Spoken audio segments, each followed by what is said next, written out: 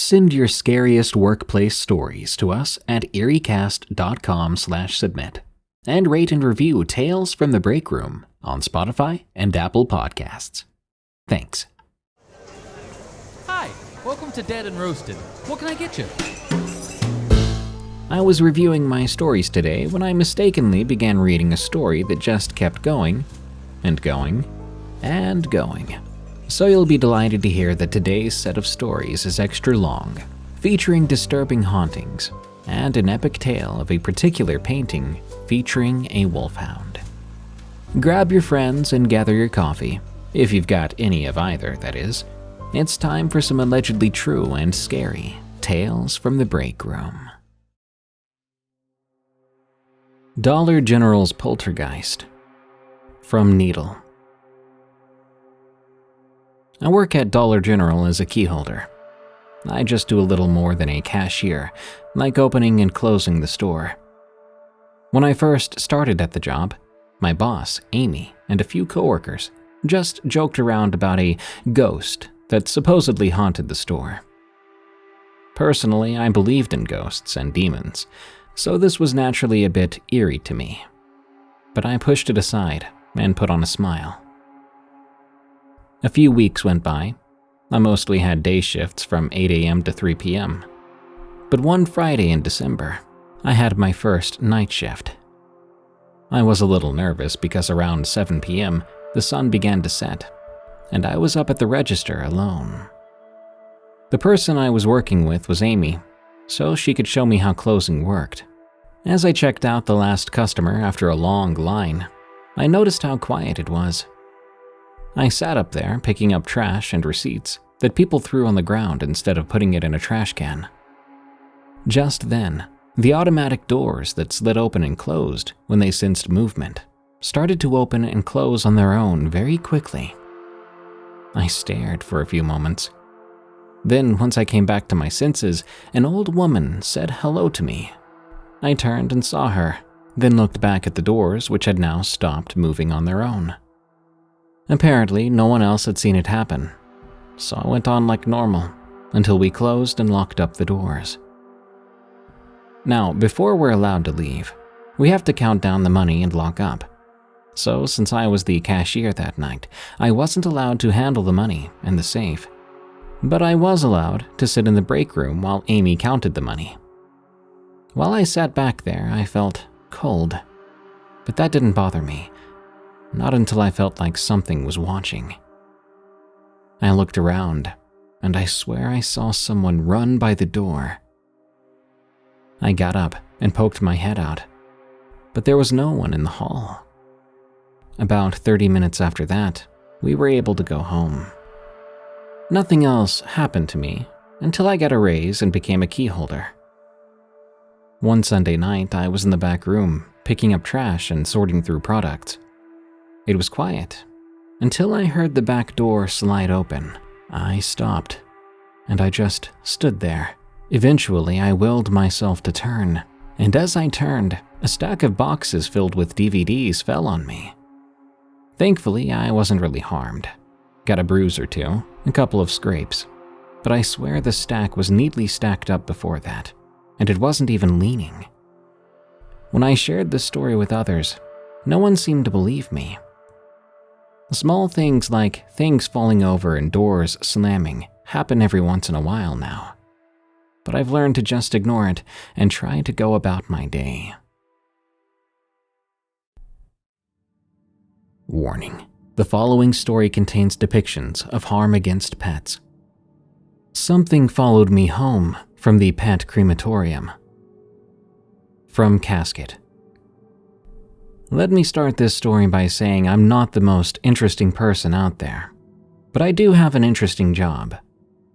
I work nights at a pet crematorium, which is probably the worst time to be around so many dead things. I work alone most of the time, because, the job really isn't for everyone. When some poor soul decides they want to give it a try, they usually don't last more than one shift. Let's just say, I can't be around ground beef when it's cooking anymore because of this job. I've always been into the paranormal and all things creepy. so a job like this isn't that bad for me. Now, my mom took her own life from schizophrenia when I was growing up, so I kind of always knew what signs to look for and have always been worried it might be passed on to me. I will mention here, one thing that makes the job worth it is that this is the last place people's pets go before they never see them again. So I always make sure I do everything right and make their paw prints and everything perfect. Some weird things started to happen within the first few weeks of me working here though. Like thinking I saw one of the dog's paws move, or hearing a small meow coming from one of the cats. I only started to get worried when the sounds began to get worse. On a fairly gloomy September day, an older woman came in to drop off one of her cats that had passed away. At first, she was acting kind of strange, not making eye contact, making a conscious effort to avoid looking at my face. She just kept looking behind me or around me, like she was looking for something or looking at someone. Getting creeped out, I told her to go wait in the seating area while I got her paperwork ready. I walked into the office to grab her papers, and when I turned around to leave, she was standing right behind me, not even 2 feet away. Now she was crying, and that wasn't it. I looked at her face and it began to distort, becoming almost inhuman. She reached out for me and put her hands on my shoulders. She looked me dead in the eyes, and in a low, raspy voice, she said, "Bad things are following me." Startled and creeped out, I told her that I had her papers ready. She then turned and walked away. She hadn't taken her papers, so I followed and went into the seating area. She was sitting there, how I'd left her before. I gave her the papers and she smiled. She signed them. Her attitude had completely changed since she first came into the shop. She left and all I could think about was what just happened. I didn't know what she meant at the time, but little did I know what was coming for me. A few weeks went by, and I was working by myself again. I was about to load a pet into the machine when I began to get into a daze. I mean, my head was spinning, and my eyes were getting all fuzzy. It felt like I was about to pass out. It does get very hot in there next to the oven, so I grabbed a drink, and I took a minute to regain my composure. Once my head began to feel better, I went back to putting the pet into the machine, closing the door and starting it up. After a few seconds, I thought I heard a whimpering noise coming from inside. That should be impossible. I quickly opened the door a little bit to look in, and that's when I saw the pet I just put in flailing and rolling around inside, its fur and flesh sticking to the bottom, peeling off every time it rolled around. I turned off the machine and I tried to get the pet out, but it was simply too hot. I had to wait for it to cool down. Once it was cool enough, I crawled inside to try and get the dog out. Once I was in enough to reach the dog, the door closed on top of me. I could hear someone laughing from outside, and I could hear the machine turning on, beginning to heat up. It was getting hot, fast. I saw flames beginning to build up higher and higher on the side of the machine as it got hotter. I couldn't move with the heavy oven door pushing down on my back, making it even harder to breathe with the smoke. I tried to scream for help, but it was no use as I was the only one there that night. And every time I opened my mouth, I could feel my throat burning. I tried to wiggle my way backwards to get out, but the door weighed close to 100 pounds, and I was not in the position to lift it properly. I started to feel my skin burning, and as I tried to move around to hit the emergency stop next to the door, I suddenly felt something starting to pick up my feet, pushing me further into the oven. I screamed as loud as I could. The skin on my back and stomach, feeling as if it was peeling off. Whatever it was pushed me all the way up to where the dog was, and when I really got a good look at it, I could tell it was very much dead. So what had I seen and heard? Why was it flailing around and making all that noise? Why was I in here? The heat at that point was overbearing. I could feel myself starting to black out. It was only a matter of time before it was all over. Eventually, I do black out. When I came to, I was lying on the floor in front of the machine. Everything was back to normal. But how? What happened? It all had felt so real. Was it a dream or a heat-induced hallucination? I've never experienced something like this before. I looked around at my arms and legs, but there was nothing. No scars, no burns, where there would have been. I tried to compose myself. I walked into the staff lounge area to take a little rest, when suddenly the lights began to flicker before shutting off. And when that happened, instead of sheer darkness, the room was engulfed in flames like a giant oven, and I could feel the heat from them. I started to scream again, praying there was someone nearby, someone else in the building, even though I knew better. And all at once, the flames stopped, and I was back in an empty, dark room. I was done after that. I was ready to go home. I went to the staff locker room, grabbed my things, and left for the night. On the drive home, all I could think about was what just happened in there. I began to wonder if I was losing my mind. But then I glanced into the rearview mirror. I caught a glimpse of someone familiar sitting in my back seat. The old lady. I was so terrified and startled, I nearly crashed my car. I came to a complete stop and looked back, but the back seat was empty. I pulled back onto the road and made my way home. I have no idea what happened to me that night, but thankfully, it only ever happened once. I just want to know if I was cursed, or if it was a one-time warning. A warning of what, though? Wolfhound, from Robert S. I made my way through art school working as a caregiver. Being that the job had irregular hours and a preference for those that would work live-in and nocturnal shifts, it let me focus on schoolwork at night and attend my classes during the day.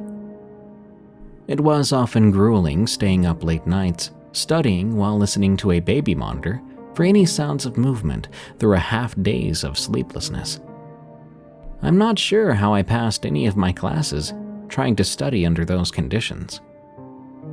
To make matters even more trying, I was mostly employed by the state, which meant dismal pay, and we had clients often that had become wards of the state, who should have been sent to more advanced care facilities long ago, but prohibitive costs kept them in low-income housing, with a regular and largely underqualified staff to be their guardians, health advocates, and even amateur social workers at times. So when a longtime friend, Sophia, offered me twice my usual pay to work overnight for her grandfather, I was more than happy to accept the offer, because she had even told me the nature of his situation. Now, however, I wish I never took the offer. It brought me to an experience that still brings me nightmares to this day.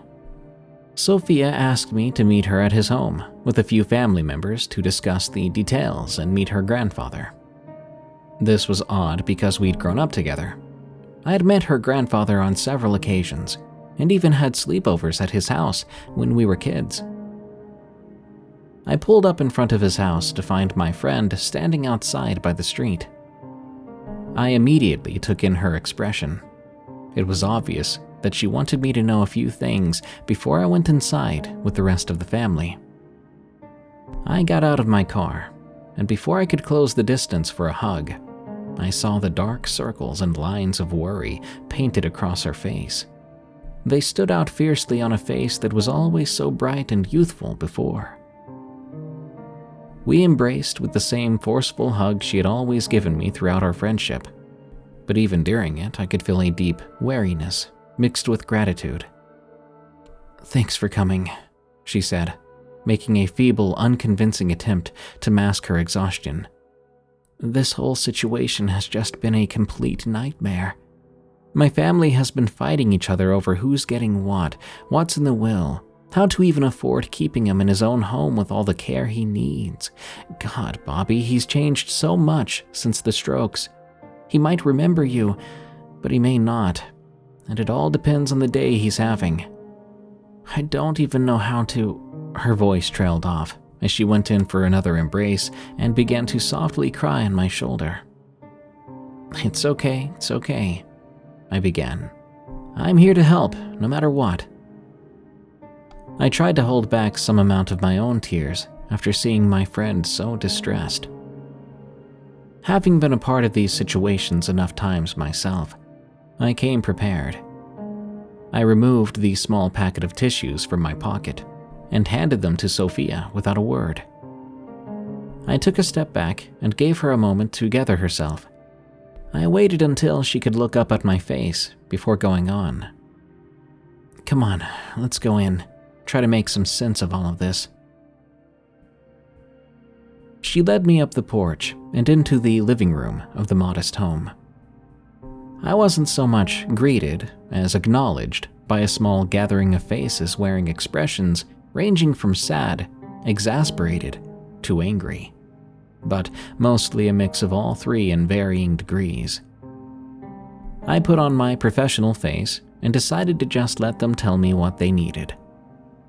Oftentimes, the family just needs to feel like they're being heard in these kinds of situations, not really listening to anything you have to say about care or medical needs, only acting as a sounding board for wrapped-up emotions and all too often old feuds between individuals who are now forced by circumstance to interact with each other again. The emotion flowed, and as is usually the case, the dialogue began to break down. Voices raised, tempers flared, tears began to well up in eyes before the matriarch of the family, Sophia's mother Mary, took control of the group. Mary composed herself as someone who had been practicing to do so, maybe even too much in the past few days. After ushering the rest of the family into other rooms or out of the house altogether, she wordlessly beckoned Sophia and I into an adjacent room out of earshot of their grandfather. We took our seats around a floral print kitchen table as Sophia began a perfunctory introduction. "Bobby has been caregiving for quite some time. He's more than able to help." Her mother cut her off with a sharp glare and a dismissive wave of her hand. "I know who he is. Question is, will he protect my father and his assets from the rest of my family? If I give you specific instructions on what needs to be done, who can be here and who can't, can I trust you to follow those instructions?" Until that point, I'd been expecting Sophia to do a predominant part of the talking for me. But when her mother fixed me with her piercing blue eyes, backed by the presence of a woman who would not tolerate half-truths, lies, or bravado, I simply answered, "Yes, ma'am, I will." I felt at that moment there was no need for a long-winded explanation of my skills or abilities. It just didn't seem like that would be a satisfactory answer. I sat there in silence waiting for her to break eye contact. Honestly, I don't like eye contact. It makes me terribly uncomfortable. But I held my ground for just long enough for the matriarch to turn that intense gaze to Sophia. Mary explained they didn't have many options when it came to trying to preserve his way of life here in the home. The family had scraped enough together to pay me for a little while, helped out by his insurance provider. Once again addressing me with that gaze, Mary asked an unexpected question. "You're making your way through art school, correct?" "Yes," I answered, more than a little curious about where this could be headed. "He has a collection of paintings and antiques. It's been the source of many of our, conflicts when it comes to how to help pay for all this.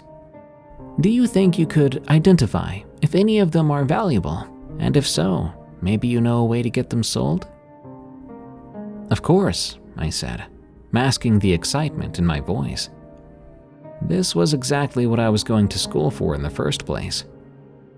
I really wish I'd feigned ignorance now, but at the time, I wanted to do whatever I could to help my friend's family. Now, the grandfather's name was Alfred. I remember him being a kind man, but mainly the strong, silent type. He came from Greece in the 50s and worked for a grocery store for most of his life. I only tell you this because he never struck me as a man of wealth. I don't say this to sound mean or presumptuous.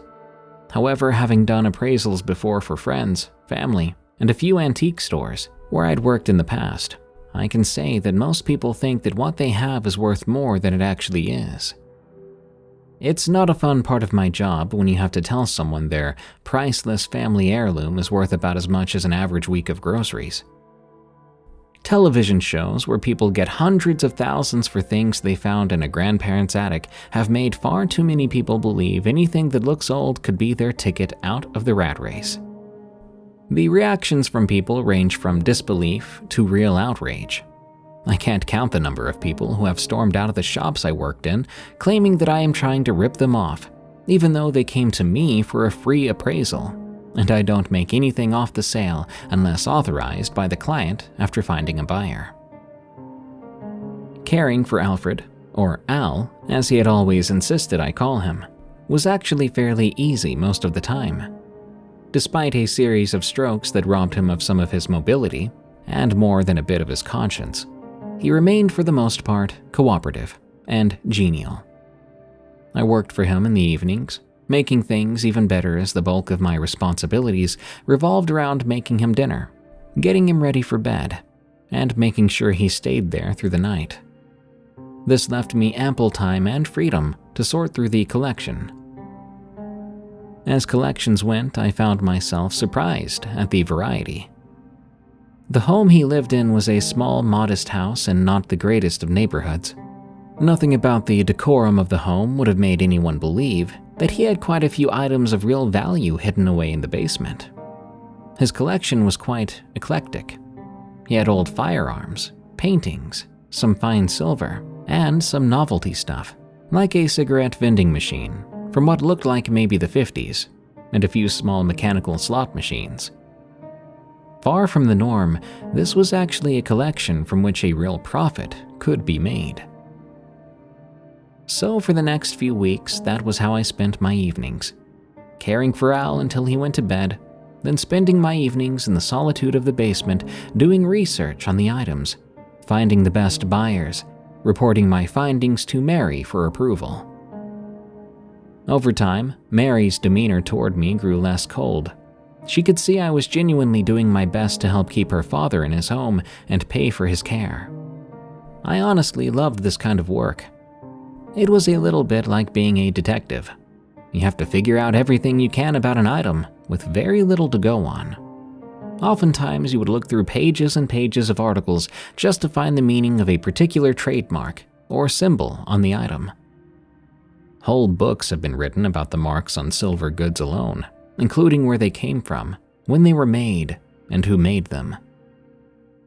I was doing such a good job selling that Mary even offered me a small commission on some of the items when I was able to get a really good price for them. It wasn't a lot, but it was more the gesture that meant something to me. Unfortunately, all the extra money in the world did nothing to change the fact that Al's condition was getting worse. Al began to fall more often. He would lose his balance easily, requiring someone to stay within easy grabbing distance. Then his memory got worse. He would forget where he was and what he had just been doing.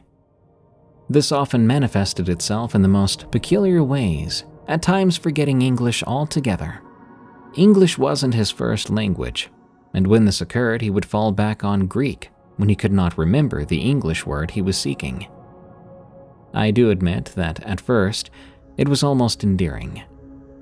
Sophia would often help with some words so that I could better understand what he was asking or trying to tell me.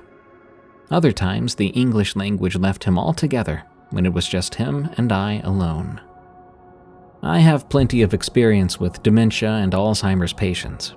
However, no amount of experience can prepare you for the challenges a new patient can throw at you. It affects everyone differently. Mary came to me one day with a new look of desperation on her face, an expression that said there was some bad news. She explained that the infighting of the family had reached a point where it was all too likely Al's will was going to be disputed. Some of the family had hired a lawyer when they found out that I was selling his collection. I again was familiar with this kind of behavior and always found it kind of disgusting. Greed is an ugly thing. People caring more about inheritance than the care of a family member. Mary went on to say that she was doing her best to fend them off, but time was running out, especially with Al's mental health in decline. It would only be a matter of time before he was deemed unable to make decisions for himself. The family was pushing to put him in a care home. In short, my time was running out. Mary asked me to sell whatever I could within the time I had left, pointing me in the direction of a locked cabinet built into the wall of the basement. She opened the cabinet, revealing a small collection of paintings. "These will probably be the highest value items, and what the family will be fighting over," she said, with a heavy sadness in her voice. "I was hoping to keep these in my family for as long as I could, but..." She trailed off, choking up a bit. "I understand. I'll do what I can," I replied. After Al had gone to bed that night, I began the process of sorting and researching the paintings. As was the case with the rest of the collection, these paintings were varied in content and value. But I found a few pieces that held some promise. A few of them had come from correctional facilities' art programs, making them unique in content and possibly valuable to the right buyer, if I had the time to find said buyer. There was one piece, however, which stood out among the rest. It was easily the largest of the paintings, and the one that had been finished with what appeared to be a hand-carved frame, making it appear that this piece was in some way significant. It was further enhanced by the small brass plate embedded in the frame, which read, "Wolfhound." The piece depicted an enormous Irish wolfhound standing guard over a flock of sheep in a peaceful meadow. It was certainly made by a professional painter, given the brushstrokes and technique. And yet even more promising was that this painting was signed by the artist, giving me a good lead off the bat to begin my search. After a few false starts, I began to make some headway with the artist, if not the painting itself. Results bolstered my confidence that I could get a really good price for this piece. The artist was apparently a well-known portrait artist, having been commissioned to do several paintings of prominent local figures, including governors and affluent members of society. Their works are still on display in several of the more prosperous estates around my home state. Once again, I was given hope this would be a sale that could be very advantageous to the family. However, I could not find any information on this particular piece. In order to get a really good look at the painting, I decided to hang it on the basement wall, just so I could look at it in its entirety. Information on the artist was easy enough to find, but individual works seemed to be falling short. Then I had a breakthrough. The artist was living in Poland in the late 1930s, and when the Second World War began, they'd fled Poland, leaving behind several of their works which had been lost to history, or so the article put it. I won't lie, my excitement began to rise, thinking I may have stumbled across a lost painting of a famed artist. I was lost in my research and reading when a voice shattered my concentration, throwing me out of my trance and out of my chair. I cannot say for certain what was said, but what I heard was "TV Ilola," which is Greek for basically, "what the heck?" The sudden interruption in the usual silence of the basement had caused me to jerk violently in the chair, which was an old wooden stool that probably should have been thrown out years ago, and it hadn't, and my movement had caused it to break, leading me to fall onto the floor. That's where I was when Al began to call for me. At first, I didn't understand what he was saying, given my shock, but slowly I began to understand his frantic explosion of words. There were numbers. He was shouting numbers at me. Sophia had taught me some basic numerals when it came to Greek. While I couldn't understand exactly what figures he was throwing at me, I did know it was dollar amounts, or rather drachma, the currency before euros. Even as I lay on the floor, I understood. He was back at an auction, bidding on this piece. Even with the unexpected pain of landing on the floor, I sighed. This was just another part of taking care of this kind of patient. You can almost expect to be startled at some point. You're basically sitting there trying to anticipate when your peace and quiet will be shattered. I gathered myself and stood up, collecting all the maturity and professionalism I could without bellowing, "What in the world do you want?" I then realized Al was not just out of bed, but he had somehow made his way down the creaky old stairs without me knowing. The initial anger for being thrust forcefully out of my research faded as I fell into disappointment in myself for not doing my duty as a caregiver.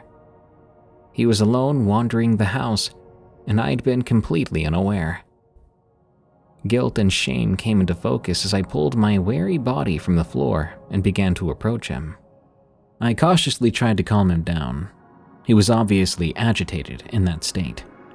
His tirade of numbers and, from what I could gather, slurs continued, specifically in Greek. He continued to point around the basement at his collection, his only expression being concern and outrage. I knew this behavior, the one of a person who is truly lost in their own mind. There was only one thing to do: play his game. So I began to placate him, telling him that it was all okay, even when I knew it wasn't. It's not a fun game to play. It's not right, it's not fair, but at some point it's the only hand you have left to play. It was some time before I got him to go back upstairs, and even more before I was able to convince him to get back into bed. Even as he laid down and I put the sheets over him, he was muttering vague threats and insults in Greek. He'd been getting worse. I knew that, but this was a whole new version of him altogether. I made a mental note to check him in the morning for a possible UTI, knowing that in his vulnerable state, it could be a reasonable explanation for his erratic behavior. As I tucked him into bed, he muttered something in my direction with a sort of vindictiveness, a certain blackness to the way he said it. "Lycos." With that, Al went back to bed, and I went back down to the basement to continue my work. Even with all the interruptions, I had another breakthrough. The artist's family had established a museum in Germany based on recovering their family paintings. At last, I had a solid lead. I reached out to them via email, including some pictures of the painting as well as close-up shots of the signature, including everything I'd uncovered so far about how this had come into Al's possession, which, to be honest, wasn't much, as it was one of the few in the collection that didn't have much in the way of documentation with it. I sent the email, and I sat back in my chair, rubbing at my wary eyes. I did enjoy the thrill of the hunt, so to speak, but these long nights and still attending classes during the day was really starting to wear me down. Having felt like I'd made some genuine headway that night, I decided to retire for the evening to my pull-out bed upstairs. I made my bed while plugging in the baby monitor and fall alarms, which alert me to anything Al was doing, making sure to keep them close to the head of my bed so I'd be sure to hear them. I threw myself down on the makeshift bed, and within moments, I was fast asleep. I woke up suddenly to the smell of green grass and wet dew. I raised up out of grass, bewildered. My mind tried to ask me where I was, but the thoughts slogged through what seemed to be a muck of slow comprehension. As I placed my hands beneath me to pull my body into a sitting position, another sight caught my eye. I was not alone in the field. All around were little white clouds of fluff. I managed to rise to my feet, all the little clouds of snow white scattered around the field. I pulled my feet beneath me, still a little woozy, and I began to walk towards them. As my feet grew damp from the grass, I realized they were sheep. The lazy clouds of fur turned their unseen heads towards me, their sleepy bass sounds escaping from the slumbering mass. Sheep. A field of sheep. I awkwardly stumbled through them in my stupor, almost but never quite tripping over the slumbering mass, until I reached the center of the flock. I stood there in the center, just turning around in place, gazing upon the mass of a dozing, restful herd, when I heard it. A sound I can only describe as primeval. It started as a low sound, but not quiet, just low. The vibrations of its tone I could feel in my most primitive of places. A tone that spoke of warning, of violence, of impending physical harm. A voice from a place much older than humans that simply said, "Leave." Not a word, just a feeling. An overwhelming overtone that said, "You should depart from here." And so I did. I tried to leave. I looked out at the field of sheep looking for the nearest exit, and I ran. I ran over sheep and brambles, over the fields of vines and into the forest beyond the herd. I was almost past the last sleeping sheep when I heard the sound. The low, deep growl. The sound struck so deep inside me that I tripped and fell. My face was buried in leaves and dead growth. All I could smell was the dead earth buried in my nostrils. And yet I could still hear the growl. An all-encompassing noise. It sounded like it was raising the earth from beneath it, and it only spelled death. At that moment, I decided this was my fate. I turned, even in my terror, to face my obvious demise. All I could see was the dark skies above as I lay on my back. Then the full amalgamation of my nightmares came true. It came into my vision, gray and white, its full black eyes staring down at me. Its paws had pinned me to the earth, but its mouth was the most horrible part. It was not dripping with blood or even open in some unnatural smile. It was just open, waiting for me to protest. It knew I didn't belong there, and it stood upon me waiting for me to say something so that it would answer with its primal and definite reply. I tried to raise my hands, only to find them lethargic. The beast then answered my action with a strike from its jaws. The last thing I saw was the white flash of teeth. My next memory was waking up on the floor of Al's house. I'd thrown myself out of my bed and was now on the floor. Terror still flooded my mind. I fought against the teeth that had taken hold, only to find I was only fighting the blankets I'd laid down on for my own bedding. I was sitting there panting on the floor. My eyes soon adjusted to the relative darkness of the living room. The familiar surroundings came back into focus. My heart was ready to explode until the fear finally began to recede. I wasn't in a field. I was in the living room. No sheep, no wolves, no threat. Just a bad dream. I tried to calm myself down. Just a dream, just a dream. Too many hours without sleep, too many hours in the basement, too many hours working. I lay my head down on the floor, trying my best to console my own mind. When the panic and fear finally subsided somewhat, I raised my head again to look out the sliding glass window of the house. There was no reason why. I just did. And I saw standing at the sliding glass window of the back door a figure. Gray, shaggy, tall, and lean. The figure of a wolfhound staring back at me. There was no malice, no evil intentions. It just stared at me with its cold black eyes. I felt my face go cold. The blood rushed away from my faculties and the edges of my vision began to darken. I put my head down on the floor, waiting for the vertigo and nausea to pass. When I lifted my head again, the figure was gone, but I swear I could see the fading remnants of breath against the pane of glass. I got up off the floor and noticed the first glimmers of dawn beginning to light up the sky. Well, I thought to myself, At least my relief will be here soon. I rubbed my eyes and began the process of setting out breakfast.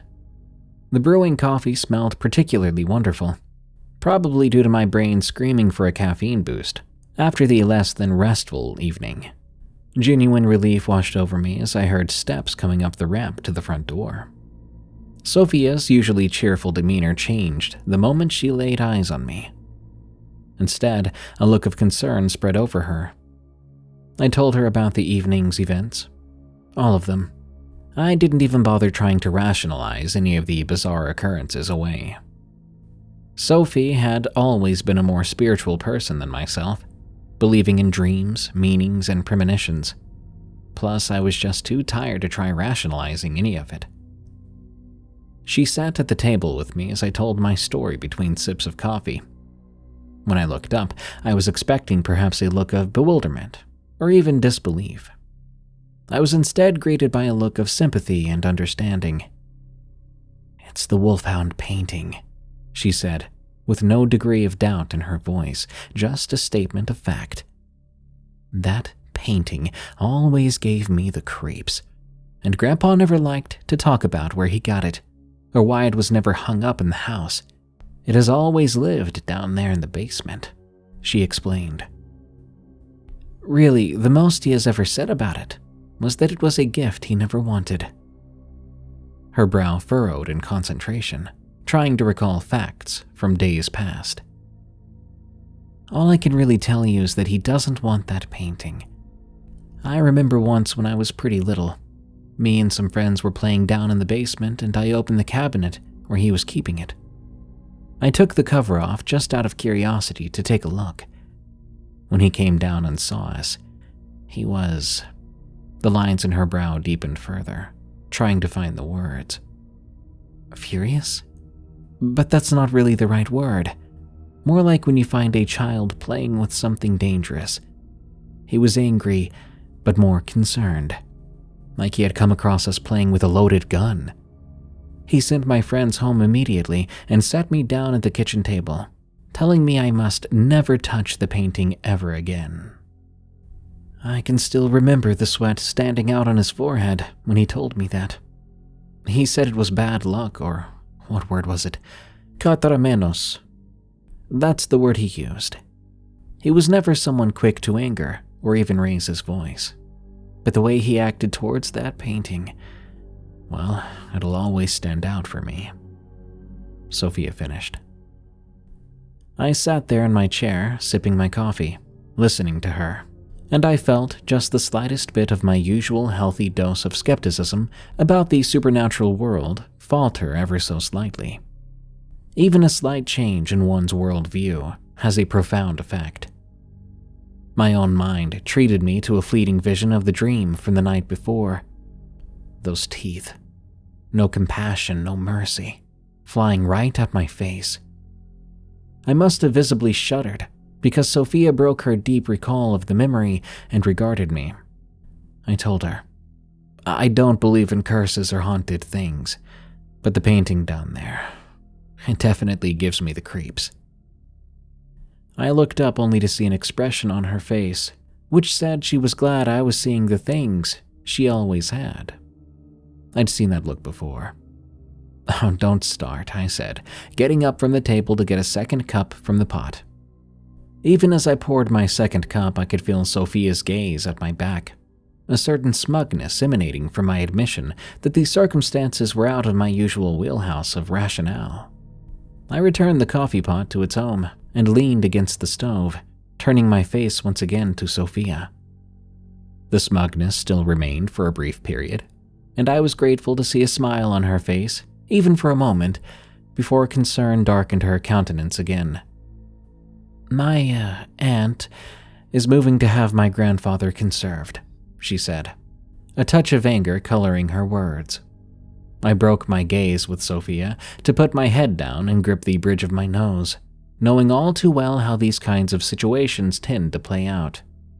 For anyone who has had the good fortune of never working in this field, I'll try to clarify. Being conserved is a legal term. Being placed into conservatorship means that a doctor has determined you are no longer capable of making decisions for yourself, and control of you and all your property and assets are handed over to the control of someone else.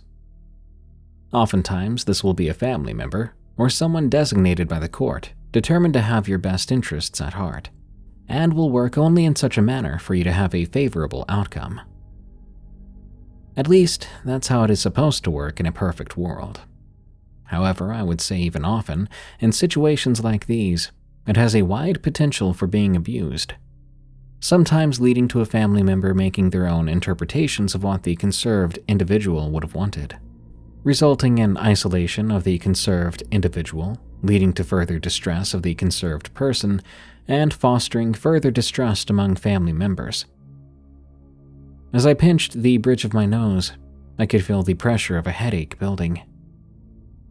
No part of that can lead anywhere good. I said as much to myself as to her. I hate to put more pressure on you, Bobby, but we're running out of time, she said, trying to mask the pleading in her voice. Do you really think you can sell that painting without... She trailed off. Yes, I can, I said, with a bit more harshness than I would have intended if not for the lack of sleep. But if your aunt is moving in that direction, there isn't anything I can do. I'm not a lawyer or a doctor. If she gets what she wants, there's nothing more I can help with. I expected her face to once again darken at this new development, but instead a small light grew within her expression. My mother has a solution to that exact problem, she said, beaming. We are giving the painting to you, for the time being, until it is sold. You will have temporary ownership of the painting as drawn up with the paperwork with the intent to sell it on our behalf. Temporary stewardship. I could see she was proud of the work she and her mother had done to make this possible. They'd found a workaround for the aunt's drive to have Al conserved. This made it possible for me to continue to help them, albeit for just a short time longer. Sophia's mother arrived at the house a short time later, handing me paperwork that must have taken several trees to produce. Reams of documents and legal forms, all of which had to be signed and initialed before she gave me a satisfied but still cautious look, then said, Now we get the go-ahead from my dad. Stay here until you hear from me, she said with an emotionless expression, and promptly went upstairs to her father's room. Sophia nodded and followed her mother upstairs. I sat in the kitchen alone, contemplating my overall choices in life that had led me to this particular event for some time before Sophia appeared at the landing of the stairs. She beckoned me to join them. As I ascended the stairs, I could hear their argument. It was all in Greek, so my understanding was limited, but not completely without some comprehension. I heard the painting mentioned several times along with words that in no favorable context meant outsider, betrayal, and what I took to mean revenge. Al's agitation was obvious but not outlandish. He was having a good morning of lucidity. I suppose it's why they chose now to do what they had to do, rather than later in the day when his mind might slip. Sophia opened the door to his room and invited me inside. I took a deep breath and followed her in. Al was sitting up in his bed looking actually well composed, given the circumstances. He greeted me with not so much as a frown, but more the look of a judge looking upon a condemned man. So my daughter tells me you wish to take possession of the Wolfhound, he said, with no tremble or hesitation in his voice that had been trademarked of the last few weeks. Yes, sir. With the purpose of selling it for you and your family, I calmly remarked without meeting his gaze. Again, eye contact for me is not something I can do easily. Look at me, boy, he said in a sharp tone unlike the man I'd known. Even through the trepidation, I decided to meet his eyes and was shocked at what I found.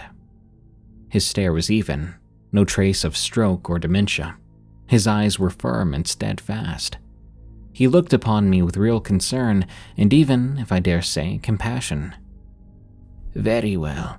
If you would take it, it is yours. Give me your hand. Sir, I said. "Give me your hand," he repeated. From his bed, he offered me his hand outstretched and reached for my own. I gave Sophie and Mary a wayward glance, asking their permission. Mary nodded towards me. Sophie gave me a look that only described her confusion and wariness. I reached across the bed and shook Al's liver-spotted, withered hand. "Yes, sir, I agree." With that, he grasped my hand. The family waited in silence around the bed. When our hands touched, I felt it again. My skepticism about the supernatural, about all things mystic and foreign to my rational mind, slipped another cog on the wheel. It felt as if something real and certain was transferred from him to me just then. This was not a good feeling. Not an awakening nor a spiritual calling. More a dread. A deep feeling of what I would call at the time responsibility. But it felt more like a burden, like impending doom. Something that felt like having to put on an executioner's hood. With that, he took his hand away, and Alfred breathed. Not that he took a breath. The moment his hand left mine, he inhaled more deeply than I'd seen him do in some months, and then exhaled and deflated his chest, relaxing his posture. He seemed to have received a profound sense of relaxation. At that moment, I thought he had died. His face became so relaxed, it was like he regained a certain composure he had lost since his diagnosis. I paused for a moment, believing that Al had passed from the world, only to be surprised when he shot up in bed and nearly knocked me to the floor in his newfound exuberance. He exclaimed, "El my Eleftheros," before falling back into his bed. I would later learn this meant, "I am free," or some form of that. I looked back and forth between Sophia and Mary from my newfound position of confoundment on the ground, looking for any kind of meaning or explanation. The blank expressions faced towards me gave me nothing but more questions. So I accepted this and tried my best to rise in a somewhat dignified fashion, which honestly was more of an awkward stumble. I faced Sophie and her mother, offering the only question I could utter at the time. Now what? As it turns out, the painting was far too large to fit in my little hatchback. So after several attempts and much use of a tape measure, Sophia agreed to let me use her station wagon to transport the painting to my own home. I lived alone in a studio apartment in one of the worst neighborhoods of my town. I'm not kidding when I say it's one of the worst.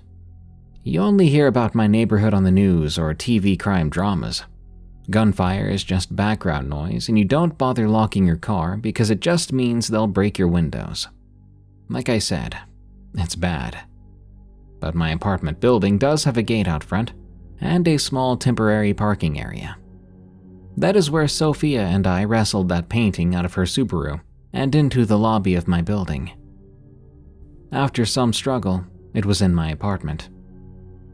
My apartment was an older building that still had a dressing area outside of the bathroom with small shutter doors to separate it from the rest of my artist's studio. I decided that's where the painting would live until I sold it. That way I wouldn't have to see it every day. Thank you, Sophie. I panted as I thrust the huge painting into my closet. Sweat had begun to stand out on my face even though a slight rain had begun pattering outside. No problem, she said, even though the exertion was plain on her face as well, and like me, she was trying to hide it. Sophia took a moment to collect herself, then said, "You sure you want this thing here?" I hesitated for a moment, then felt a surge of bravery as I replied, "Yeah, why not?" I tried my best to not sound so scared of the thing and everything it might mean. "I just mean it," she started. Stop it," I said, trying my best to sound like I had a clue as to what I was doing. "It's just a painting, Sophie. No more, no less. I'll sell this awful thing and get you guys some money to help pay for all the expenses you've endured."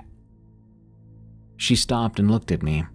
Though eye contact was never my forte, A direct glance with real meaning from Sophia was something else altogether. She had a way of looking right through you, and it felt like a spotlight from the heavens. I couldn't lie to her, ever. She then asked, "Do you believe me yet, Robert? Do you believe in what I've seen?" When she spoke, the last cogs of my finely crafted gears of skepticism broke. "Sophia, I don't really know what's happening." "Good. It means you're not stupid," she said, with no note of smugness or approval, just meaning and fact, which, as a man who has always held to those beliefs, struck me deeply, the tone of her words being as cold and irrefutable as time itself. "It means something," I said, the words lying heavy on my heart. "I just don't know exactly what yet." "Well, that's a start," she said. And without another word, she left my apartment, leaving me alone in silence. I stared after the door as she closed it, wondering to myself what exactly in the heck I'd gotten myself into. Weariness found its way into the forefront of my thoughts and made itself quite a nice home there. I just needed some food and sleep, which were the only thoughts my mind had for me. I walked over to the fridge and opened it, examining the contents inside, hoping for anything that might resemble a meal. I was in luck tonight. I had some chicken breast and vegetables, courtesy of my meal delivery service, that I had just enough in my bank account not to cancel. I cooked and ate in complete silence, expressing whatever gratitude I could for the powers that be. I had managed to bring my laundry up from the basement, clean sheets and bedding for the night to come. It was my Friday, and even though I had a lot of work ahead of me, I was thankful for clean bedding and a chance at a good night's sleep. Before retiring for the evening, I forced myself to go and check the mail. My mailbox was stuffed with the usual array of coupons, local ads, and junk mail, offering me promises of millions if I just signed up for their mailing list. Upon clearing through the refuse, I saw at the bottom of my mailbox a package key. Curious, I took it and went over to the locked parcel bins, trying to remember if I had ordered anything recently. I opened the bin, and there was a slim bubble envelope. Turning it over, I tried to figure out the address. All I could really tell was that it came from somewhere in Germany. I pulled the tear strip off, reaching inside and pulling out a book. Then the light bulb came on. It was from the Museum of the Painter. Along with the book was a note from the curator expressing keen interest in the painting, as it could be part of a missing collection assumed destroyed during the Second World War. Signed at the bottom was some contact information if I wished to continue the authentication with the museum. "Yes, I most certainly do," I said aloud. I went back up to my apartment, happy to have some reading material before bed, which might help me further this project down the road. And I thought to myself, get that painting out of my apartment. As I lay in bed trying my best to pore over a few pages of the book, my eyelids continued their efforts downward, and before long I just couldn't argue with them anymore. Sleep came for me, and I was its all too willing captive. When my eyes opened again, upon the field of slumbering sheep, it wasn't met with a sense of dread. Instead, I found myself looking upon the field with something more like determination. The shouts emanating from my rational mind faded, giving way to a sense of purpose. I took in every detail in the entire field all at once. A field of stars shone brightly overhead, but no moonlight. Despite this, I could see my surroundings in clear detail. My vision was crystal clear. My field. It was a faraway question that just came to me. Since when was this my field? I pushed away the thought and rose to my feet. I sauntered among the sleeping prey as they slept. My work is to protect them. They're vulnerable. I watch over them. Wait, what? Came that distant voice again.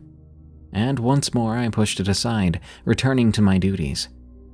As I walked by, the sheep moved around me, giving way to my presence.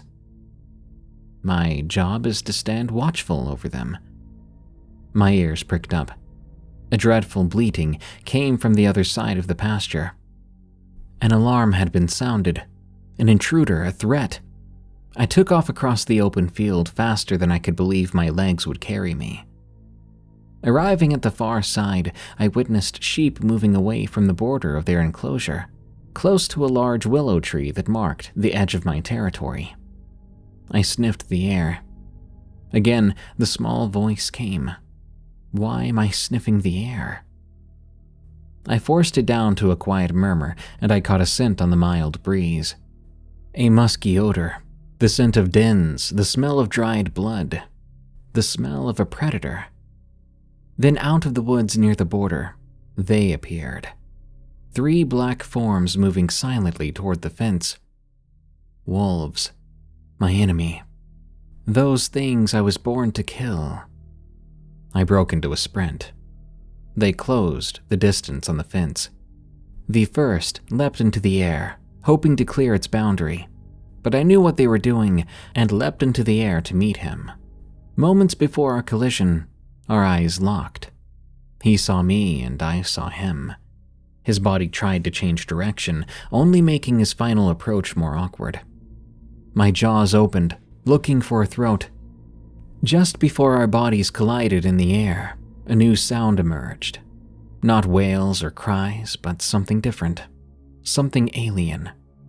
The far-off voice returned, saying, "Is that a car horn?" The sounds of shattering glass and rending metal violently shook me from what had been a peaceful slumber. The echoes of a scream faded into the sound of my alarm clock. As I chastised myself for forgetting to turn off my alarms on my day off, I realized with the rising alarm, I didn't have the dexterity to turn off my phone's alarm because my hands were shaking too much. Memories of the dream came filtering in short bursts of vision. What the heck was that about? I wondered. I steadied my hand and was able to put an end to the offending sound. My adrenaline hadn't yet worn off, so I sat there in bed trying to shake off sounds I'd heard but didn't really hear. I looked down at my phone lying on the comforter. The time read 4 o'clock in the evening. On a regular workday, this would be a welcome reminder it was time to start getting ready for work. But today, on my day off, it had me wondering how much it would cost to replace this phone if I decided to toss the annoying little thing out of the nearest window, let it join the other refuse near the dumpsters on my side of the building. I lay back on my pillow, staring up at the ceiling, wondering if I could go back to sleep, when my phone chimed. Once again, the device's fate was called into question. Before I decided to expedite the phone's temporary existence in my reality, I checked my notifications. Sophia, with a note marked urgent. Okay then, I thought. This is worth checking on. I opened the message. It was a voice message. My attentiveness was not as sharp as it could be, but from Sophia's tone, I could tell the message was truly urgent. I hit pause and restarted the message from the beginning, more awake than before. Bobby, please call me. There's been an accident. Sophia's tears could be heard through the static and interference. I called her back as fast as my abilities would allow. Hello, Sophie. What's happening? Her response was not something I was prepared for. My aunt was on her way to her lawyer's office with all the paperwork to dispute the power of attorney she was trying to get herself defined as the legal power of attorney. But then, her car crashed into a tree. She was taken by ambulance. Her daughter and her fiancé were in the car with her. She's at St. Mary's in critical condition. The staff there tell us we should get there soon. Bobby, what does that mean? I took it all in. This is the very worst part of my job. I told them the truth. You should definitely go to the hospital. Sophia went quiet. She knew what that meant. Go, be with them, I said, into an empty line. Sophia had already left the conversation to go be with her family. I would have liked to go down and offered my condolences and support, but I knew all too well my presence would only cause them more problems, very well stirring the already tense members of a family in crisis. Her aunt lived, but she spent several tense days in the ICU and had to be revived twice. I kept up my caregiving duties for Al as best I could during this time. However, someone in the family had told him what had happened. While his mental state was always a bit touch and go, adding emotional stress on top of it always makes conditions like this worse. He would ask me if I had heard any news, only to forget anything he was told by me or anyone else moments later. Other family members would call and remind him of what had happened, much to my objection. I would be forced to watch as he took the news over and over again, as if it was his first time hearing it. This grief spiraling continued for days, until his daughter's condition finally stabilized, and Mary was able to retake control of the family, ceasing their incessant and frankly torturous contacts with Al. Cases such as Al's were frequently the most heartbreaking because of these circumstances. Grief and worry take time to process, and his condition robbed him of the ability to ever have that time. Over the next few days, the museum and I continued our email exchange. More pictures of the author's signature, as well as what my intentions were to do with said painting. They'd begun with trying to get me to simply donate the painting to the museum. I attempted to explain the situation for them, why I'd been doing all this work, and the family I was attempting to benefit. This got a more sharply worded response from the museum, trying to lecture me about the historical importance of returning lost pieces to their original owners. But I knew this tactic. It was pretty commonly used in art deals, to see if they could get you to give up valuable pieces of artwork for pennies, or even nothing at all. It was a sleazy tactic. I began to more closely examine our emails and looked up a few records. I found that my correspondence hadn't actually been with a museum curator, but a third-party art dealer working on the museum's behalf. I fired back a furious email accusing the art dealer of misrepresenting themselves and demanded to be placed in contact with an actual curator of the museum's collections. I'd scattered enough fear-inducing legal language throughout the email to get the dealer to back off, and I was put into touch with their real acquisitions department. After CCing them all of my previous emails with the art dealer, I was offered an extremely well-worded apology, along with what I'd been working for this whole time. A genuine offer. I won't lie, when I opened the email containing their offer on the painting, I was taken aback. It was, to say the least, generous. I printed the email, and when Mary arrived that morning, I handed her the offer letter. I stood in the kitchen with her, a little off to the side, trying to casually sip my coffee. I felt an immense pride swell up inside me, watching her usually serious eyes soften. She put her hand over her mouth, and tears began to well. "Is this real?" she asked. "Yes," I said, softly. "All they need is your signature and mine. They'll make all the arrangements to have it shipped to the museum." If the offer letter had me taken aback, what happened next pretty well knocked me off my feet. Mary got up from the table and hugged me so fiercely, I honestly thought she might break one of my ribs. She put her head down on my chest, and I could feel a few silent sobs before she reimagined her composure. "Thank you for everything you've done for my family," she said, with genuine gratitude in her voice. All right, then my turn to shed a few tears, I thought. We hugged again, this time without trying to squeeze me in two. We sat together in the kitchen for the next hour, while I worked on our electronic signatures, and she made a variety of phone calls to family trust lawyers and accountants. Mary and I had the painting picked up from my house, instead of bringing it back to Al's for the sake of not wanting any more calls to upset her father. To my surprise, it wasn't just some courier that came to package up the painting for shipping. It was an actual staff member of the museum. They'd flown out all the way from Germany to personally deliver the check to Mary and oversee the painting's final departure. He was a tall, lean man with a deceptively deep voice. He extended his hand to mine, once he had ensured all reasonable precautions had been taken for its safe travel. "Thank you for bringing this treasured piece back to its home," he said, grasping my hand in a firm grip.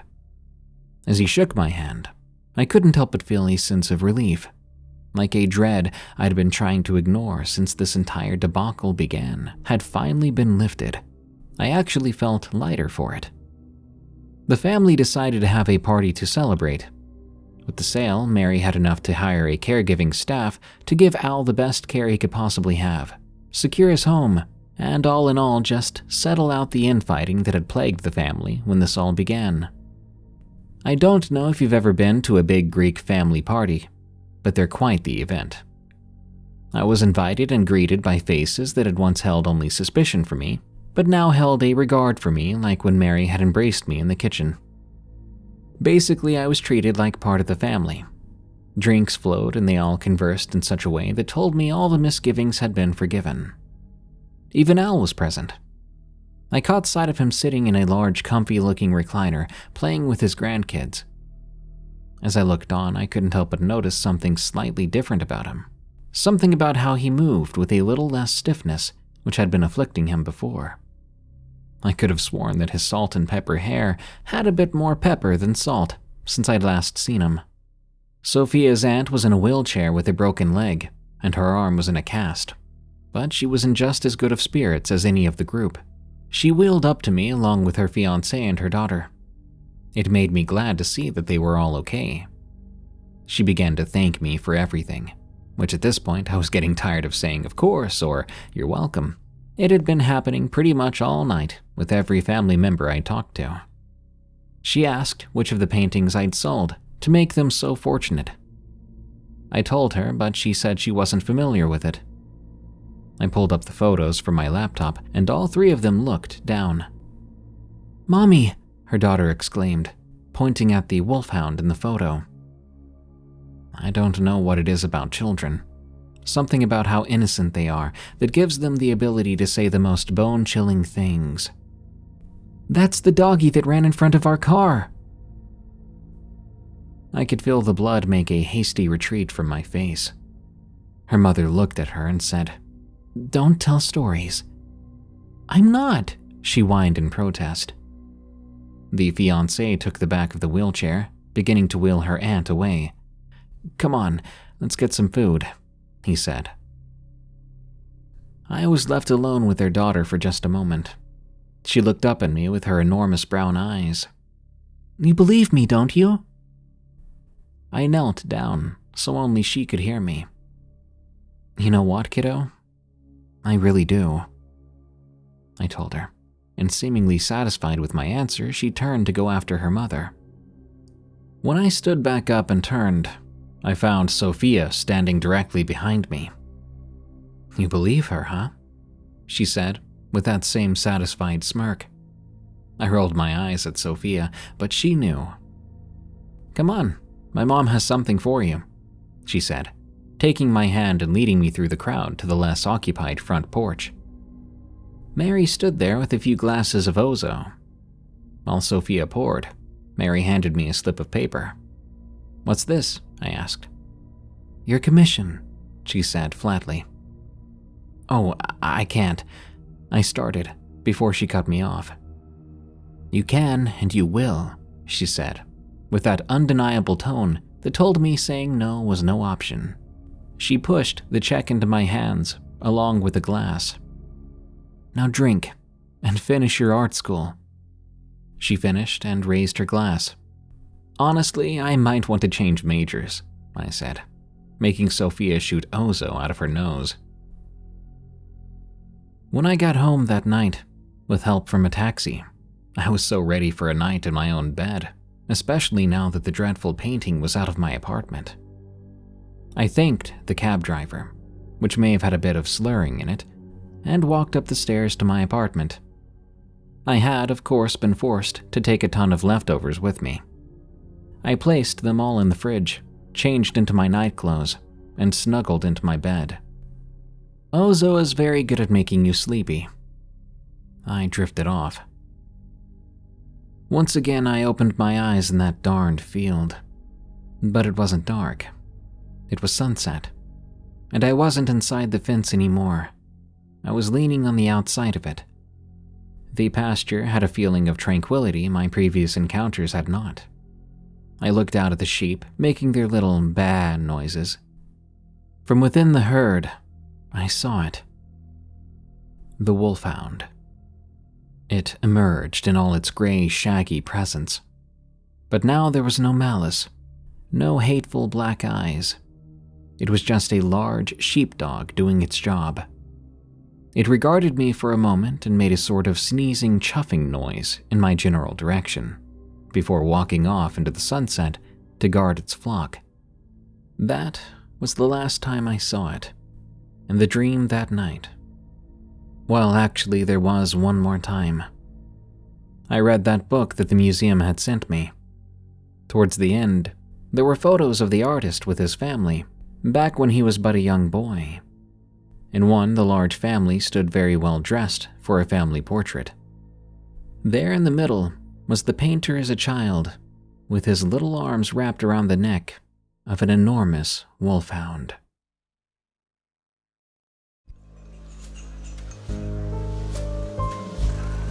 Thanks for tuning in to Tales from the Break Room, the home of the scariest true work stories. If you want to hear your story narrated by me, send it to me at eeriecast.com/submit. We pay 5 cents per word for accepted stories. Help us grow by leaving Tales from the Break Room a rating and review on Spotify and Apple Podcasts, and be sure to follow us on your favorite podcast app. Check out eeriecast.com or search for EerieCast on those very same podcast apps to see our other exciting and terrifying podcasts, like Unexplained Encounters, the other show I host, where I read stories with a focus on the supernatural. To get some merch, go to eeriecast.store. And to unlock ad-free episodes of your favorite EerieCast shows and exclusive audiobooks, go to eeriecast.com/plus and consider signing up for EerieCast Plus. You can follow me on Twitter, I guess it's X now, at Dark Prevails. You can also subscribe to me on YouTube, where I deliver the same content. Just look for Darkness Prevails. Good night. I hope we can share another break sometime soon.